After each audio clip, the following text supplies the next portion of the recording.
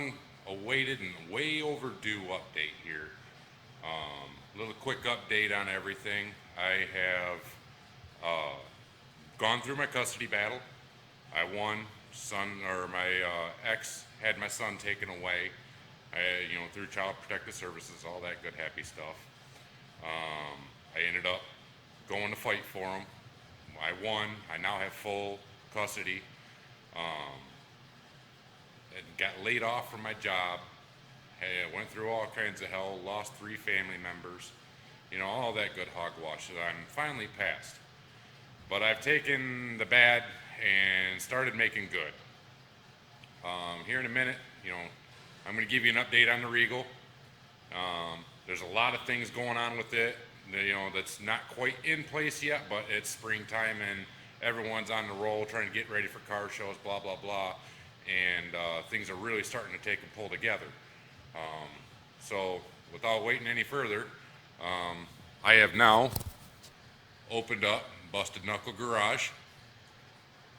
I have almost, I think it's 6,000 square feet almost, or something like that. I'm not good on all that stuff. Gotten some jobs in, vet, that, my Regal, wrenching on cars, of course.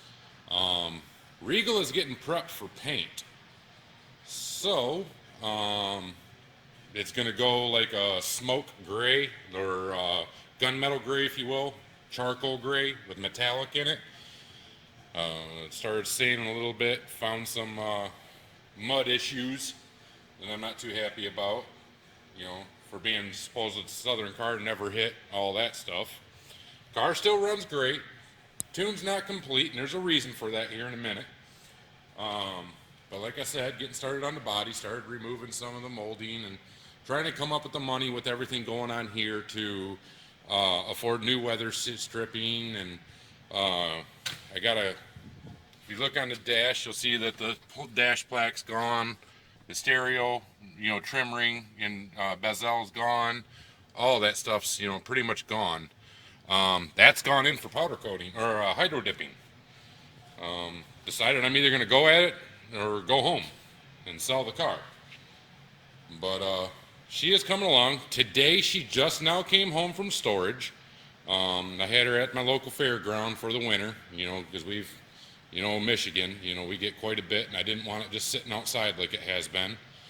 So busted my butt, made sure it got in there. Relatively cheap, thank God. But as you can tell, I've, started getting into some advertising, on the hot rod. Windows are tinted.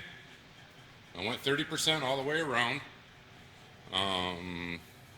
Still no tires, wheels, all that stuff. It's still the 5.3. Nothing's changed motor-wise yet. So, I decided that, 1 second, I'm going to kick the air compressor off. Go back into the bad part of my shop. Another bay of mine, but it's not usable right now until they get the roof fixed.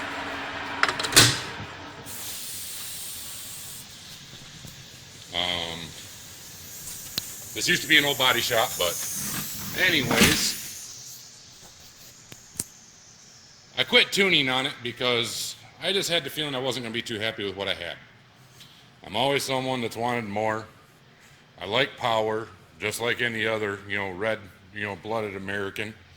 So I came across a buddy of mine, did some horse trading, and then came across a 6-liter. Some people got together, bought me my headers for the twins that I'm going to put on there. And I don't know if I'm doing twin 76s or what I'm going to do, but I'm going to go after this engine and build it as close to bulletproof as I can without going to an aftermarket block. Of course, I might own a shop now. I'm not rich by no means, but still got to take and get by. But I'm hoping to take and hit some pretty good numbers with her. I've got the Ford 8.8 ready to go in it. These plastic seats are gone. I'm getting ready to pull those on out, and I'm going to take and put in some Scat Pro cards that I already have. Just got to come up with money for the brackets. Let's see, I'm going to take these bumpers along with the paint, all the painting I'm doing. I'm going to take and have them blasted, take all the molding off, weld up all the mounting holes, smooth them right on out, and those are getting painted also. Got to come up with some money for some new bumper fillers. I need headlight trim rings, or the bezels, or whatever you want to call them. Got to find some new mirrors. All this chrome is getting painted just as well. I'm going to take and sand it down. As you can see, I did a little bit here, just seeing how well it would work. And I'm going to sand it down. That's all getting painted. Car was a blast last year. Didn't get to take and really make a lot of power pulls. Like a goofball, when I put the spark plugs in this thing, I did gap them, left them factory gap. So every time I'd get in and boost, of course, it'd blow out the flame and, all that stuff. And I just turned around going through all the mayhem I was for my son. I just kind of enjoyed driving it at a normal pace. This year, I'm going to find some slicks for it, some skinnies for the front, and we're going to have some fun. And I'm going to try to take and afford a couple of GoPros. Give you guys something to take and chuckle about, if you will. Just burn off some tires. I'm also going to turn around this year, and I'm going to have a grand opening car show at Busted Knuckle Garage. And you're going to get some footage of that. I'd love to get a burnout contest going and put this thing in there. And just, I don't know, maybe blow the 5.3, kind of its last hurrah kind of thing. I don't think she's going to blow, though, not unless I really crank up the boost. That motor's pretty solid, so I'm sure I could make it go. It's just a matter of it's going to take a little bit of work. I'm an E85, so chances are I'm going to be getting rid of the intercooler, lose some weight. I'm not sure on that yet. That kind of thing, no real need for it. If I do anything, if I need any more, I'll go meth injection or something like that. There is, with all this tuning and stuff, I have learned a lesson with E85.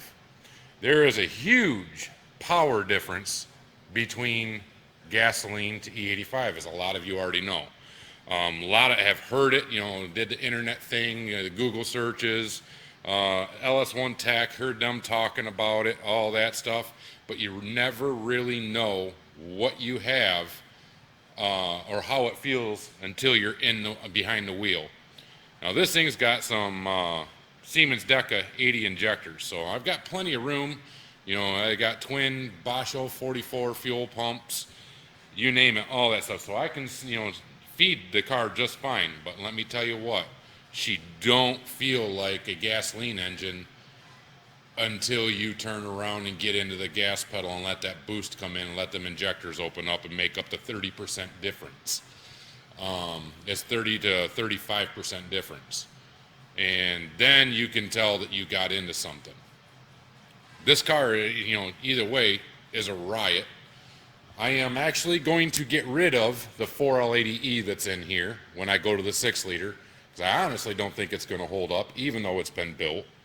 I will probably end up going to a Power Glide with trans brake, if not like a 400 GM transmission, of course, and go to that.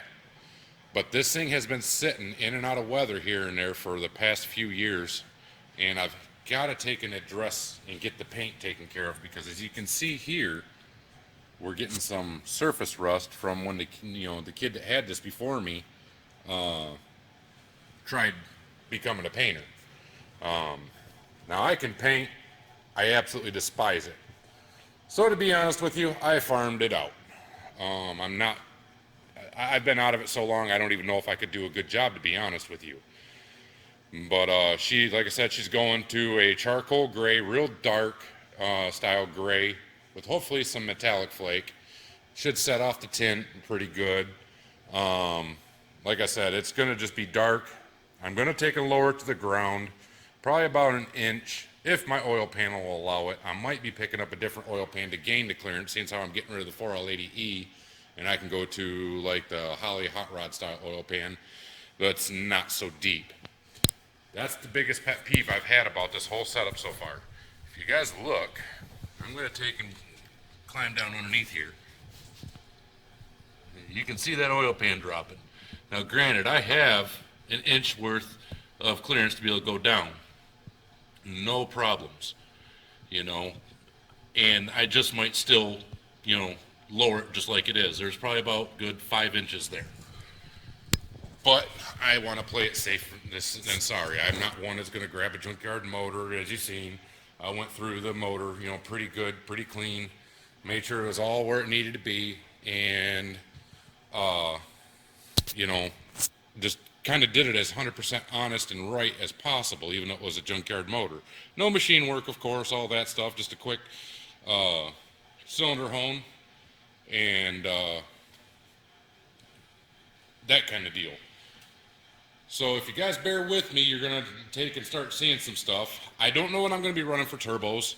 Like I said, it's going to be a set twin 76 or twin 80s. It all depends. I'm going to a sheet metal intake. I might be getting rid of the factory PCM. It all depends on how this place lifts off. When I moved into this place was a turd. Let's, you know, just to be honest with it. Some real good friends of mine came through and painted it up for me. You know, I've had tremendous support. You name it. And it's starting to look like something. I'm starting to get people to come in. As you see, you know, 2000 vet, you know, that, you know, there, I got a trailer rewire, I got a Camaro I've been working on, all that stuff. Camaro's on its way out the door here shortly. As soon as weather breaks and I can verify the tune on it is good. But, you know, like anything else, everything takes time. But right now, the nice part about my shop is, you know, not only do I have 5 bays here, a drive-through bay over there that actually holds 2 bays. You know, I've also got lucky, and being how I'm painting, when this is the blessing of the, you know, whole other thing is, I actually have a paint booth. And I do fully intend to use this thing to its max. Like I said, I won't be painting it, you know, painting myself unless something crazy gets started. But I've got a guy. Hopefully he's going to do a good job, and I have faith in him. He's, you know, been in the lowrider world quite a bit. He's going to do the paint work, and I'm going to try to help him get his start. You know, everyone sometimes needs someone to lend a hand. I'm hoping to be that guy. I fought for the past 3 years, maybe even 4, to get where I'm at. I've made mistakes. I've tried making my mistakes right. I've gone through hell to get where I'm at. But either way you look at it, you know, I'm moving forward and not trying to let it all get me down. I just want to finally be able to enjoy this car. So, like I said, there's quite a few things going on. So if you guys stay tuned, you know, I mean, there's stuff like I might be building my sheet metal intake for this new motor. There's a lot of things that I might be doing. Either way, it's going to end up with an aftermarket intake. It's going to be a sheet metal of some sort to handle the boost. It's probably not going to be some eBay piece of junk. I'm not sure. It might be. But I wanted to give you all something to take and, you know, talk about, something to take and start commenting about, get you guys riled up again. I've been gone for a while. I haven't forgot about you guys. I've just been extremely, extremely busy. And quite frankly, for a while, depression kind of set in. And I kind of got into this woe me state of mind, and I'm done with the woe me's. I'm going to take and lift up. I'm going to succeed. I'm going to show my son how it's done. I'm going to have something in this world that he can hopefully take over. And, you know, when I'm not in this world anymore with him, he's going to be able to look at it and say, my dad, you know, my dad taught me. So, you know, this is where it stands. You know, it's the beginning. So I know you guys see me go through one build, but, you know, it's fixing to take and go good, and I'm fixing to take and go through this thing again. And, of course, when it comes to that 6-liter, I'll show you guys every step of the way. That motor's actually getting forged internals, custom pistons. I'm going LS3 heads. I'm going to all that stuff. I'm doing the best I can. I actually was thinking about getting a little wild, doing like an LSA supercharger and twins, but that's a lot of money. I figured though that'd be something to really increase it. But some seriously ported LS3s, LS3 heads, and some twins. And let's face it, who don't? Everyone loves twins. You know, it don't matter what combo you get, as long as it's twins, you're happy. So that's it, guys. Feel free to comment, subscribe. There are going to be more videos coming along. Like I said, I just got started today on this for the body work. There's a lot of body work fixing to go on, a lot of prep, prime, and paint.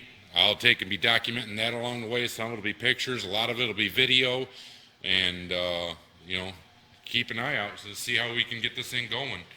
I took and estimated my build, or actually counted a lot of my receipts on my build, and I can tell I was kind of a spoilt jackass, if you will. I was working at Delphi and been saving some money on up, and I took and marked this off as a budget build to a lot of people. Now let's get something straight. I used some cheap parts, but this wasn't so much of a budget. The car cost me $2,000. Everything else turned around and pretty much cost me, almost $10,000 with the rest of it. It all depends on how you want to add the receipts up. The parts, the wiring, different things, and things that slowly came in and went out. But it is what it is. I mean, that's the going through that motor. That's the the transmission, because I was sick, very badly sick at the time. A group of people took and helped me on out with my transmission. I thought I knew what I wanted as far as that 4L80E, but now going to this much bigger deal, I'd rather take that 80E on out and probably do like it was done with me and donate it to somebody that's down and out and doesn't have and really wants, and just donate it to them and let it go from there. And then build my Power Glide and go in there. That 80E is heavy. This car, I rolled it across the scales with me in it, and the car completely empty as far as no junk, full tank of gas. This car weighed 3750. That's heavy.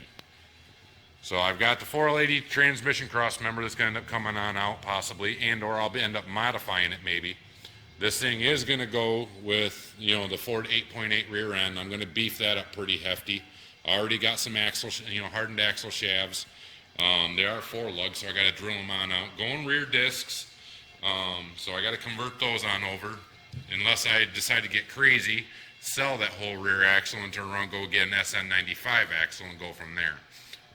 And which is still an 8.8. I am still, like I said, wrapping my head around this tuning thing. I don't do it enough to really absorb a lot of it. But I'll tell you what, last spring there's a gentleman from LS1, or not LS1 Tech, but HP Tuners, that took his time on out for me and taught me a lot step by step, and I actually absorbed all of it. And I was pretty proud of myself for being an old school guy that, believes in carbs mostly. The carb, you got a few things. You got your distributor, to set your timing at your advance. You got your advanced curve with some weights. And then from there, you got your vacuum readings for adjusting your carb jets and, accelerator pumps, all that stuff. It's pretty easy. This tuning nowadays, there's like 5,000 tables, it feels like, that you got to get in there and adjust their appropriate way. And then people, like these Siemens Decas injectors that I got, freaking you got to take and go on out in order to get the appropriate injector data. You got to take and buy into somebody's tuning software that teaches you how to tune, and if you're on a budget, that just don't work for you. But that's it for the day, guys. Phone's gonna die, and keep checking in.